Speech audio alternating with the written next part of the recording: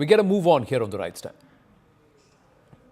Shifting focus, geopolitics and these aspects impact Bharat also, viewers, and we have to keep an eye on the macro picture too. So here on the right stand, that's what we are going to do. The administration of the US President Donald Trump has invited political leaders, diplomats and business figures from around the world to join a new Board of Peace for Gaza as part of a US-backed plan to demilitarize and rebuild the territory after 2 years of war between Israel and the Hamas.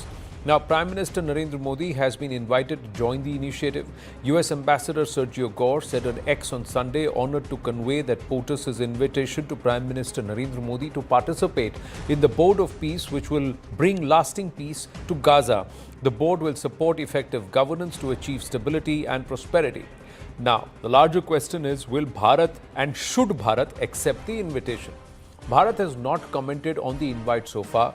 Bharat has always emphasized support for a two-state solution, that is, creation of a sovereign Palestinian state alongside Israel. Bharat has always believed that a two-state solution is a viable path to lasting peace. Now, what does the invite to Bharat actually underline? The Board of Peace is the most impressive and consequential board ever assembled. That's what Donald Trump has tried to say. New international organization and transitional governing administration. The effort is not just to solidify peace in the Middle East. It embarks on a bold new approach to resolving global conflict. Now, here are some of the big questions. One, is the United States seeking to sidestep the UN Security Council as the principal global forum for addressing conflicts? Second, is it a frontal assault on the United Nations core principles of sovereign equality, universal membership? Thirdly, is it an assault on the UN Charter's principle of collective decision-making? Fourthly, is this an attempt to make US leadership the sole decider on conflicts? At various levels, Bharat needs to consider and weigh this invitation very, very carefully. And yes, yet again, it is a diplomatic tightrope, one that challenges its strategic autonomy. Two, it will have an impact on a huge level of Shia population in this country, and also those who somewhere have a certain level of sentiment towards the Palestinian cause. We're not saying that they underwrite or back the Hamas, but they have, who believe in this two-state solution, who believe that the Jews live in Israel, whereas Palestinians should be allowed to live, govern and run Palestine as per their choice. And there is a huge constituency in Bharat which also aligns with this thought process. Let's go across to our guests and understand what they feel. Ambassador Rajiv Dogra, former diplomat, with us. Lieutenant General D.P. Pandey with us, and Tara Karta is also through with us. Namaste, Jai Hind, Vande Mataram. Thank you for your time. We're going to focus on two aspects: Gaza, and thereon in the back half, closer to following this conversation, is going to be on Greenland and Pax Silica. But first, Gaza. Is this yet another na ugle banta hai na nigle banta hai? Ambassador Rajiv Dogra. Well, let's begin with what happened after he dispatched those letters. He dispatched those letters setting up a board of peace, I think on Friday. Next day, on Saturday, he sends a letter to Norwegian Prime Minister saying that you didn't give me the Nobel Peace Prize, now I am going to start wars. Virtually, that is the context of the letter and the reading of the letter. So one day he talks of peace, global peace. Next day he says, I'm going to start wars. How do you trust a man like that? Second, this is not USA's doing. I don't think the next president is going to be in sync with what Trump has proposed with this Board of Peace. This is a post-retirement plan for Mr. Trump. He will sit on a $60 billion bank account, which he will distribute at his whims and mercies. Second, and more importantly, UN did not sanction this Board of Peace in the manner that is interpreted it, because he mentions about UN's approval. UN had approved a board or some form of it for Gaza only through 2027 and not for any other country. He's made it global, he's made it perpetual, because he's going to be the chief of this board for life. The other question is whether protocol-wise, after 3 years, he has again done the mischief by talking of 3 years gratis. After 3 years, pay $1 billion. After 3 years, he'll be a nobody. Will he preside over presidents and prime ministers of the world? Much more importantly, UN had some kind of a system called right to protect or responsibility to protect. In 2005, they had passed a resolution. But then they gave it up because they thought it was interference in internal affairs of the country. Whereas this man, what he is proposing is exactly the internal interference in internal affairs of the countries by talking of governance. Much more than that, the issue for which you express concern is about India. Now, today he's talking of, interfering in Gaza. Tomorrow he'll say Kashmir. After all, both Pakistan and India are represented in my board. I'll talk about Kashmir and solve the Kashmir issue. So there are issues which we have to, as a government, we have to think very seriously about and then decide how to tackle this irresponsible person called Trump, who's only thinking of himself and himself only. But there is also this challenge of dosti ki hai, nibhani to padegi, because there is a larger geopolitical interest for Bharat with respect to aligning itself. Then comes the strategic autonomy threat. Of course, there is a huge constituency. There is a big Muslim bloc in Bharat, which along with many, not just Muslims, but there are others who believe that there should be a two-state solution. And if Bharat is blocking, and that's Bharat's official position. There is a huge sentiment which is pro the Palestinian cause, not necessarily pro the Hamas action. So Tarakarta, what happens there? See, I will slightly differ with the ambassador. This outrageous proposition, I won't call it anything less than outrageous. A body with Trump as the head chief and decides everything, came as a result of the UN's complete collapse. What has the UN done? As after this Colombia action, nothing. So there is obviously a vacuum. He's filling it. The UN has not done anything for a while. Taraji, sorry to interrupt you. So yeah. So this is something. I would love to stand up and say the UN is the largest. Like China says, UN first. All that. I would love to do that if the UN did something sensible. It doesn't. In this case, I agree with Ambassador Dogra. This is not just. If it was just about Gaza only, I would be the first to say, okay, let's get on board and get this terrible war to an end. Fine. But it's not. The declaration which is supposed to be signed doesn't even mention Gaza. Not even once. So what is this about? If it's going to have conflicts on board, I'd like to, I'm assuming this draft would be up for some negotiation. Then there is the executive board who decides. Why shouldn't, if I have to pay $1 billion, I jolly well be on that board? So if this is a kind of security council where I pay this is typical Trump. You pay $1 billion, you're on a better position, and maybe you're on a sort of quote unquote security council type situation. I don't know. But no, if that... Somewhere you tie it in with money, Tarakarta, then everybody's interest is to protect and ensure there are no future conflicts there. The other thing is, how do you keep the terrorists out? How do you keep the terror elements and the extremist elements out? You have to get a bunch of moderates and people who are pro-democracy and pro-trade, pro-economics, etc. and get them there. Now, Trump may or may not be at the helm going forward. The board could be on a rotational presidency. We don't know. These things are still sub. But the fact is, should there be a collective of entities, nations, including Bharat, that will ensure that we don't have another Hamas redo in that region? That is not, strictly speaking, the board is meant to sort of, there are the soldiers on the ground, which we are definitely not going to be part of ever, no way. But if the soldiers on the ground are given a mandate, which is clear, and I just saw the statement from Hamas, they're okay with some parts of it. All this buying back weapons and all has never succeeded, ever, anywhere. So that's not going to happen. But if the board in actual terms is able to give money for reconstruction of that devastated state, it's a good thing. Because in that case, you're addressing the root causes of the violence. But the root cause is finally a Palestinian state, not a beep on that. So Israel is not yet on board. They've got strong reservations about what it's the same thing exactly as you said. What is this board going to do? What is its making capability? Who has a veto? Nothing is clear. Yeah. So Clear.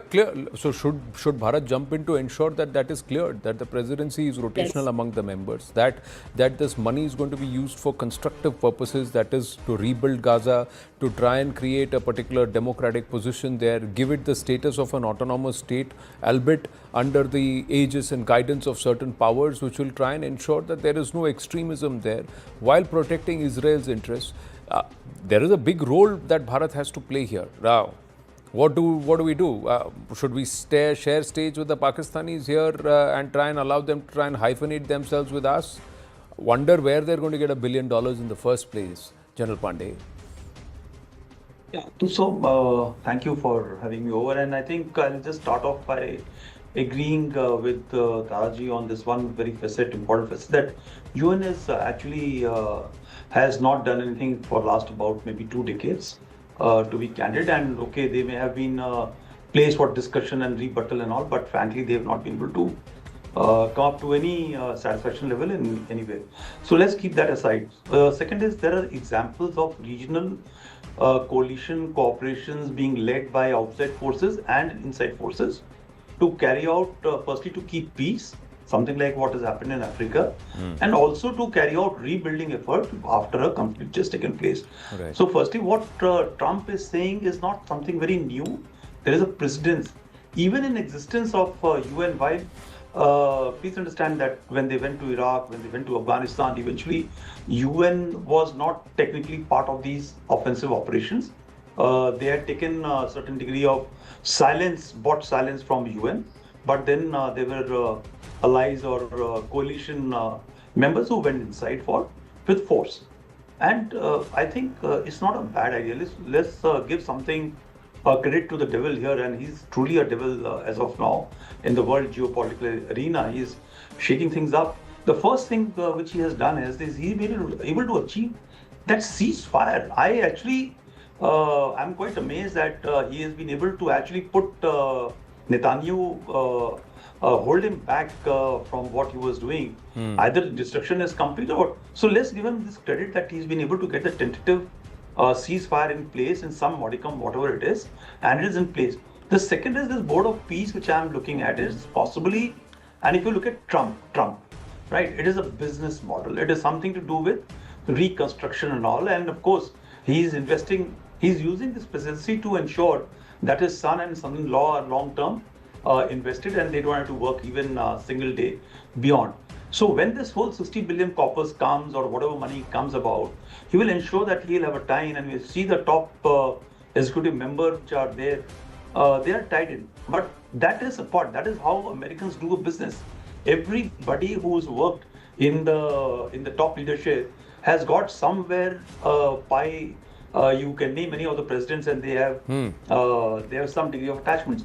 So I think firstly, there's a great whatever he's doing is not wrong.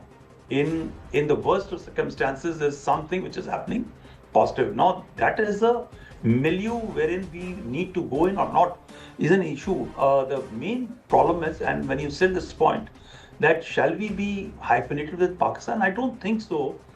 There's going to be an issue because we are in any case operating on UN mission. There are so many other organizations, international organizations that India and Pakistan are working together, or not together, at least they're on the same platform. We may have disagreements, but the fact is that yes, we have to see, we should not say no immediately, let the whole thing come out how it comes out.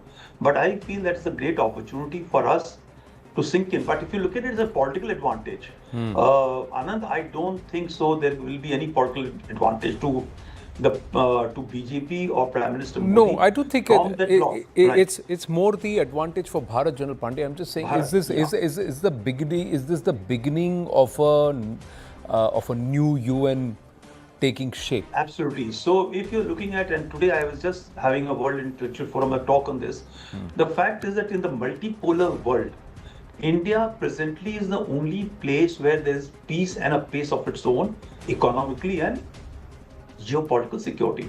India can actually lead the way, right? There'll be one push of a commercial angle in which the corporates are going to push for making money. But then, second, on the other side, there'll be a certain degree of sanity which India will bring to the table, in which it will talk of a sanity in which both Israel has got immense trust on this thing, and given the fact that the Palestinians also know that we got a significant Muslim population, and they are very, very vibrant and free population, they will possibly adjust and adapt. And after all, we have a long history of having been connected with the Palestinians for so long. If you look at the Arafat and everybody, we have been engaged with these people. Yes, Yeah. the only violent element of Hamas needs to be managed, and I guess money, brutality, power may make a dent. So we have to decide how far we want to invest. Should we go inside with boots on the ground? With Taraji has said, and I totally agree. In the current circumstances, it will be quite foolish, and Israel is doing a pretty fine job, and they should. So See, imagine, whoever, yeah. no, I'm just saying, General Saab, whoever controls the money controls everything. Boots on ground implementers, pawns will find dime a dozen, but we've got to have that dime. Whoever controls the dime controls the narrative. So, Ambassador Rajiv Dogra, not just formation of another UN, is this perhaps the best way that Bharat can ensure there is no another Hamas there? So there is a lid not just on the militancy aspect or the violent aspect of it, but also put a lid on the thinking aspect, that the surface of the earth needs to be cleansed of Jews. And this thought process, many may not pick up the gun for it, but may endorse it softly also. So to kill that, is it important? Well, anyone who's been to Israel and who's then crossed over to the Palestinian part would, I think, support me when I say that it is impossible because of the way they have been hedged in. I mean, that is worse than a chicken coop. So when you suppress and oppress a people like that, organizations like Hamas can never be wiped out, nor the thought of revolt be taken away from their minds. As far as peace or ceasefire is concerned, there is no peace in that area, Gaza. In fact, Israel keeps on pounding them with helicopter gunships, with artillery, whenever it likes. This happened last week, it has happened a week before that.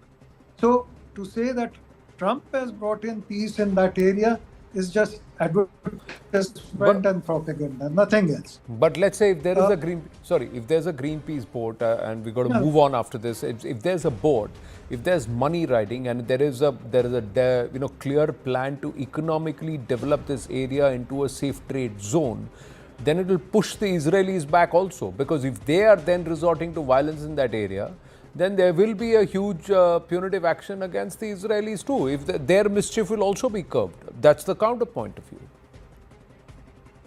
Anand, I wish everyone was like you. But unfortunately, the world is made of Netanyahu and Trump. Netanyahu is no saint. And he'll make sure that the plan works exactly as he wishes. And Trump will make sure that this becomes a resort area where he can set up hotels. So Palestinians are the last thing on his mind.